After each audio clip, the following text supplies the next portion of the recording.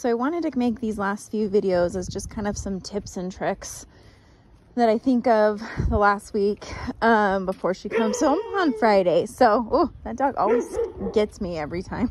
It always scares me. So, because it's so unexpected. So what I want is to kind of talk about how I walk her and what that should look like. So she should always be on the left-hand side. You can keep your e-collar in your right hand if it's a little bit easier. I'll do, you know, just like one-handed because I have my phone. But in theory, walks are going to be way more about structure than mileage. So what I mean by that is it's not really about getting her exercised. So it's more about a mental endurance, having her pay more and more attention to you long term. So this is the kind of stuff that makes dogs more tired and more structured and more fulfilled. So the exercise can come with like playing ball, running around the backyard. You can of course get longer walks in, but that would be like a totally separate exercise than what I'm doing right now. So what I'm doing right now is it's after dinner, Memorial Day, so it's finally not rainy and gross today's been kind of a gloomy Memorial Day, which is fine. And we're just getting out on an evening walk, and we're mainly worried about focus and having her pay attention and implementing some obedience along the way. So as she's healing with me, I'm checking position, I'm checking focus, I'm checking mindset, checking body language. And so in theory, during this walk, I'm not doing a lot of sightseeing other than just like making sure I'm walking straight. I'm really looking at her a lot of the time. And so if that kind of helps you plan for how your walks are going to be structured, I know that really helps me. So in the beginning, when I'm taking a dog through the process of training and I have too many distractions going on, checking emails, making updates, responding to clients, dealing with kids, if the dog isn't ready for that and they're focusing way all over the place on everything but me, I need to be more zoned in on the dog. And when she comes home, she's going to have the ability to heal way better than she ever has in her life. That being said, she's going to start to push boundaries with you. And so I wouldn't have that time be the time to respond to stuff at work or deal with kids. Just in the beginning, as she gets better and she starts to recognize that boundary pushing with you is not an option, that the rules that we are implementing are not negotiable, then you can start to enjoy walks a little bit more, if you will, or multitask. But in the beginning, multitasking tends to just lead to unnecessary drama. So having her pull more, or, you know, you're not paying attention and she starts to go sniff, or maybe she barks at a dog, or maybe she jumps on the neighbor, or she chases after a ball that somebody rolled down the street. I don't know. There's a number of things that can happen. And so really, ideally, these walks are about focus. And what I tend to do is I'll go up in people's driveways and just work on this. So I'll have her heel, and then I'll just change directions and make her pay attention to me. Just check in.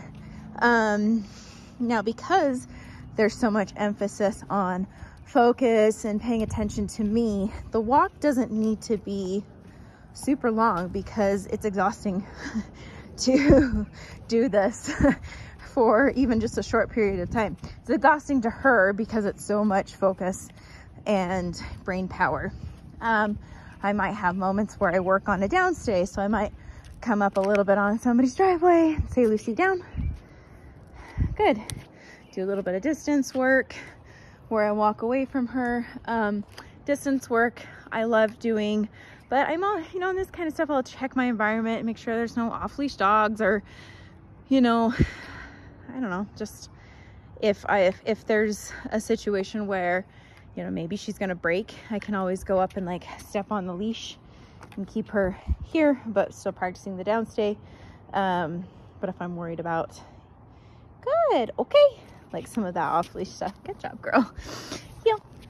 So this is the kind of stuff that I think builds the relationship. So our dogs are relational creatures.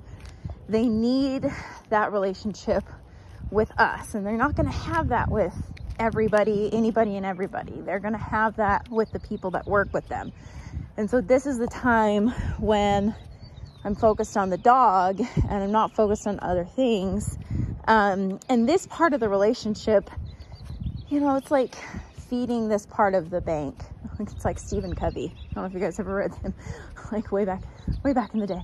But like there's different parts of our relationship, you know, with each person, and that goes with us and animals too. And, you know, we feed our dogs, we pet our dogs, we love our dogs, we play fetch with our dogs, we go for a jog with our dogs.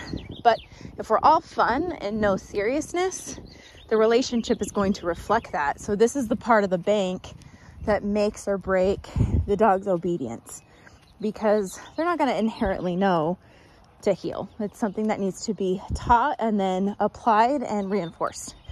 They're not going to inherently know to have impulse control and not break down stays. It needs to be taught, applied, reinforced. And we do that with putting in the time with them. Doesn't take a ton of time day to day, just a little bit at a time, and building that part of our relationship so we can just have a really well-balanced dog, a balanced relationship with our dog. People come over, most people like cannot believe that a dog can heel. So they're like, well, that's crazy. And I'm like, this is just like one thing that they can do.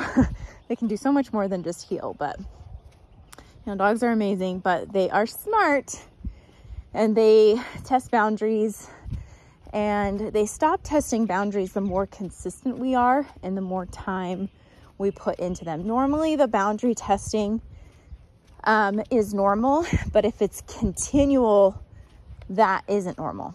So I think that's contrary to belief. Some people think, oh, like I have a dog that's always pushing boundaries. It's like, well, there typically is something in the relationship that isn't working.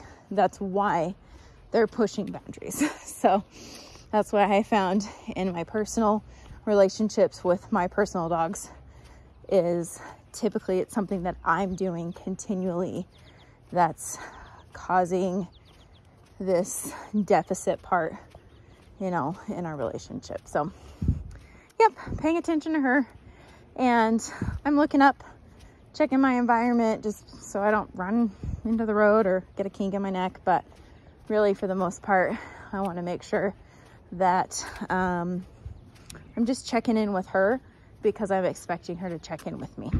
So good job, Lucy girl. Really good. A lot more people are out and about, and she's got to pay attention to me. And if she doesn't, I'm going to do some redirection. Yeah. Good. Yeah, all the teenagers. So good girl. Anyway, hopefully you guys had a great Memorial Day, and we will talk to you soon.